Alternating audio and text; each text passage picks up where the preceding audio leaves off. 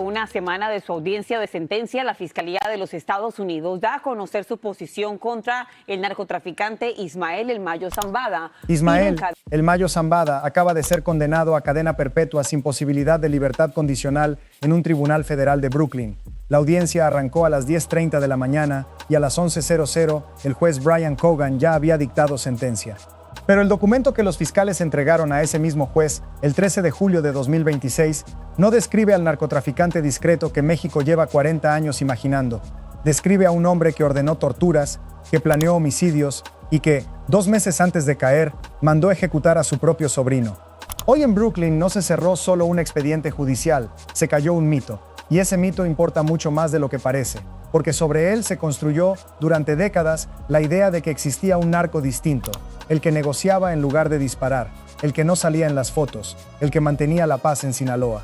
Los papeles presentados esta semana ante la Corte del Distrito Este de Nueva York cuentan otra cosa, y hay una frase de los propios fiscales estadounidenses, escrita en ese expediente, que explica por qué esta sentencia cambia mucho menos de lo que Washington ha celebrado hoy. Si quieres seguir de cerca todo lo que pasa en México, suscríbete al canal. Vamos a esa frase, pero primero hay que entender qué se dijo dentro de la sala. Zambada tiene 76 años y llevaba en prisión preventiva desde julio de 2024, recluido en el Centro Metropolitano de Detención de Brooklyn desde el 14 de septiembre de aquel año. Se declaró culpable el 25 de agosto de 2025 de dirigir una empresa criminal continua y de conspiración de crimen organizado, aceptando la responsabilidad por 85 delitos subyacentes. A cambio, la Fiscalía se comprometió a no buscar la pena de muerte. Ese acuerdo garantizaba la cadena perpetua desde el primer día. Lo de hoy era el trámite formal de una condena ya pactada. Junto a la prisión de por vida, el tribunal fijó $15,000 millones en sanciones económicas, una cifra que, según los fiscales, refleja las ganancias del cártel bajo su mando. Terminada la audiencia, las agencias estadounidenses salieron a hablar. El fiscal del Distrito Este de Nueva York, Joseph Nocella, dijo que Zambada pasó casi 4 décadas envenenando a las comunidades estadounidenses y ordenando el asesinato de quien se le cruzara, y que ese capítulo se cierra de forma definitiva.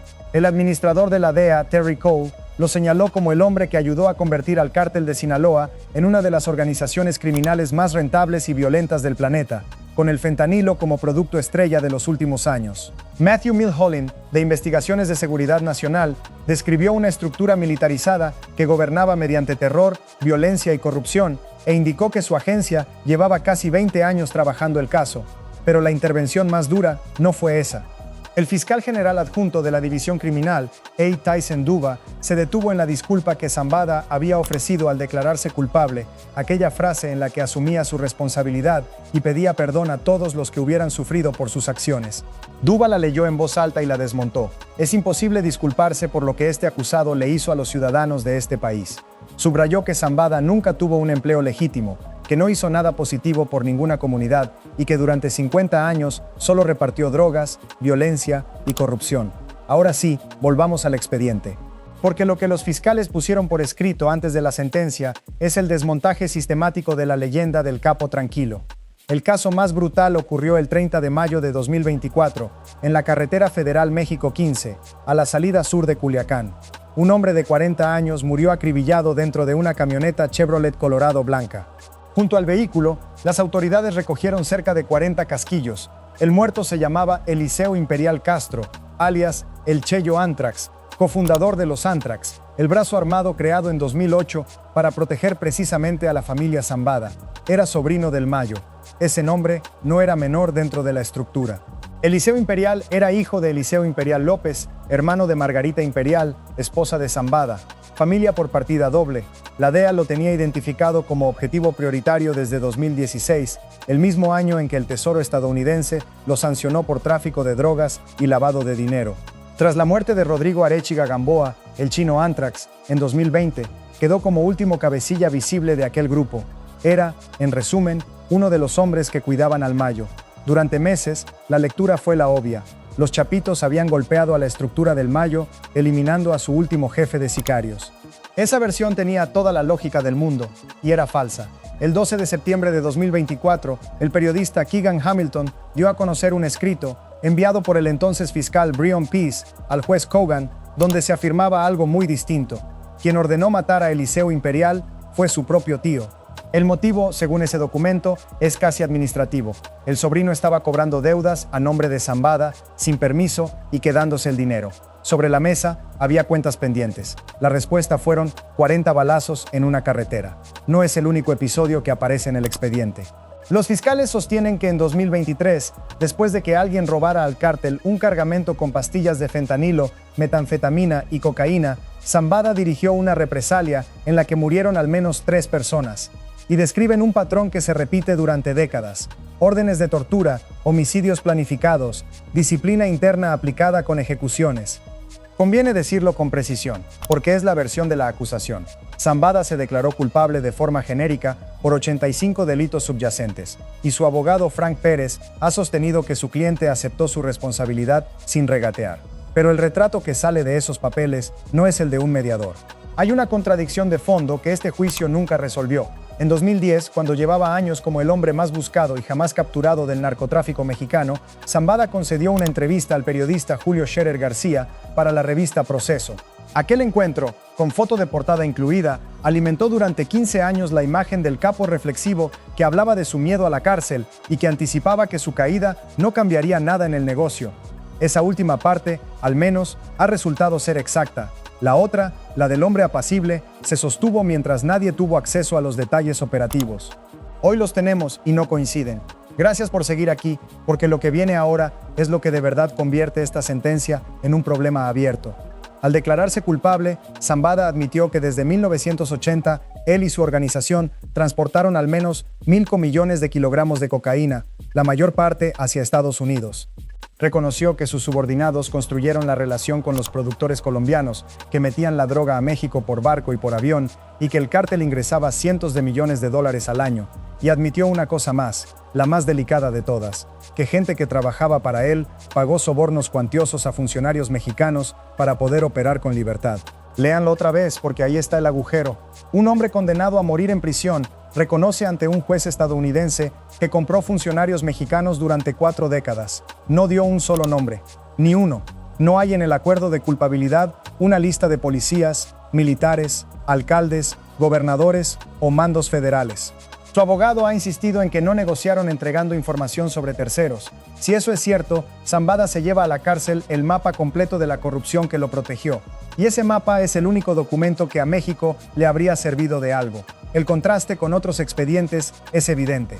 Genaro García Luna, exsecretario de Seguridad Pública, fue condenado en Estados Unidos por proteger a este mismo cártel y cumple su pena en la prisión de máxima seguridad ADX Florence, en Colorado, donde también está el Chapo Guzmán.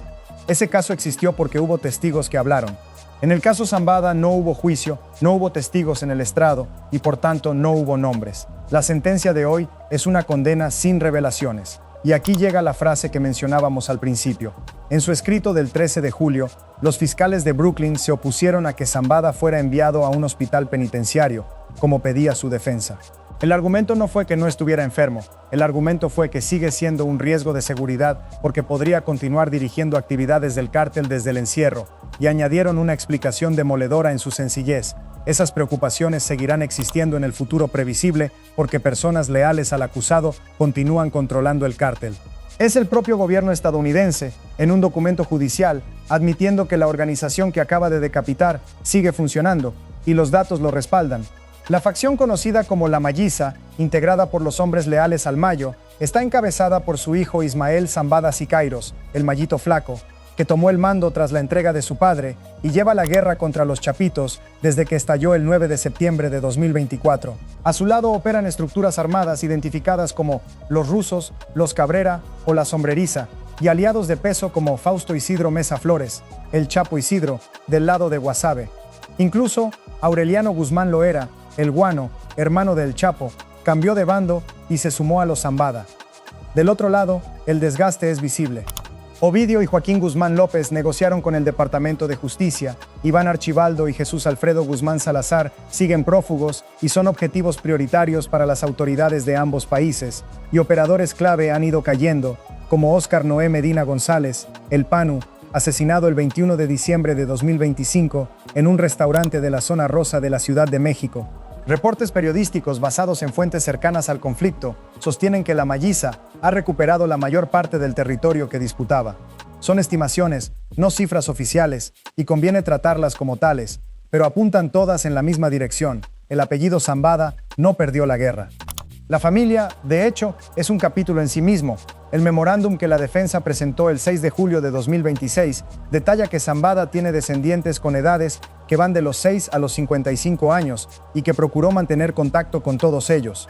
Solo unos 10 han sido identificados públicamente en registros judiciales o listas de sanciones.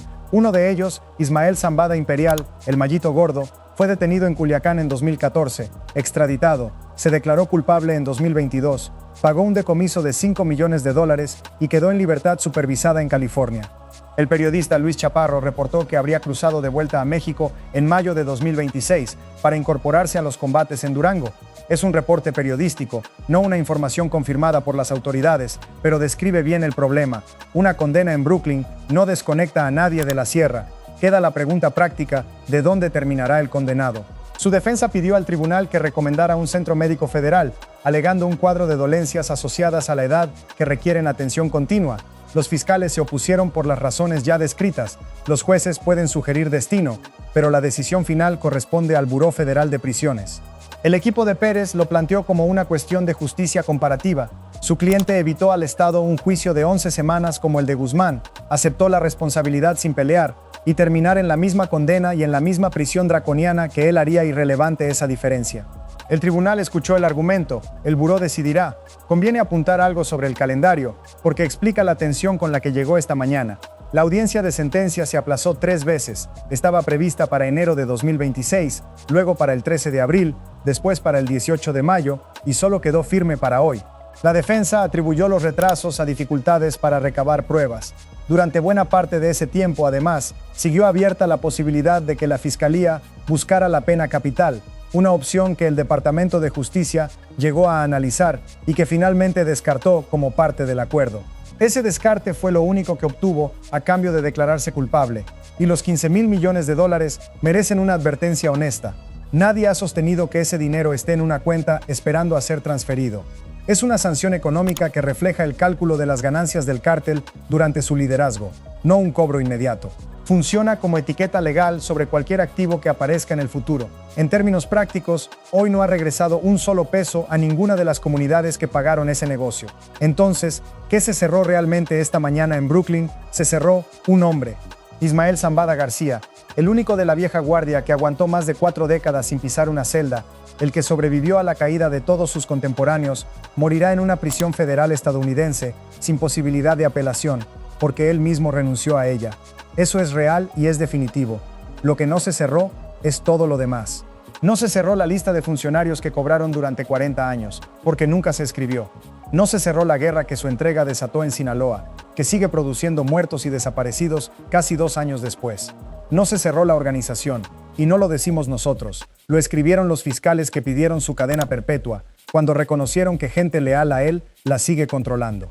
Zambada dedicó su vida a construir una estructura tan discreta que llegó a parecer inofensiva. Esa fue su obra maestra y también su condena. Hoy Estados Unidos encerró al fundador, pero el negocio no cerró, solo cambió de generación dentro de la misma familia. El mito del capo tranquilo murió esta mañana en una sala de Brooklyn. El cártel que ese mito protegió sigue vivo y hoy responde a su hijo. La única pregunta que queda en pie tiene fecha. El 31 de agosto le toca sentencia a Joaquín Guzmán López, el hombre que lo subió a aquel avión.